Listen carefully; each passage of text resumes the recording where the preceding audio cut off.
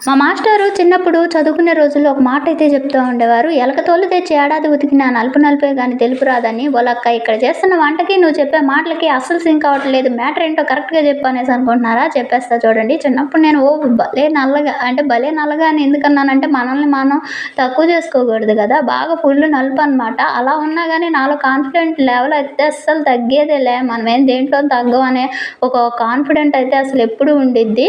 ఇక అలా ఉన్నా గానీ మా నాయనమ్మ, అమ్మమ్మ పోరులు పడలేం గదా! "ఓ నాగలక్ష్మి నువ్వు ఇంత నల్లగా ఉన్నావు ఎవరొత్తాడు మొగుడు" అని జెప్పేసి అంటూ ఉండేవారు. ఇక వాళ్ళే ఇక ఒక పెరుగు ఇంకా ఏంటంటే బియ్యపు పిండి, పెరుగు వేసి కొంచెం రుద్దుకుంటూ ఉండేదాన్ని. సో, అలా కొంచెం ఆ నలుపంతా ఇరిగిపోయి కొంచెం అయితే బెటర్ అయింది. కానీ మా మాస్టర్ ఏం జెప్పేవారంటే మనం అందంగా కనిపించాలి అనంటే వాటర్ ఎక్కువ తాగాలి, మంచి ఫుడ్ తీసుకోవాలి. అప్పుడే బ్లడ్ అనేది ప్యూరిఫై అయ్యిద్ది.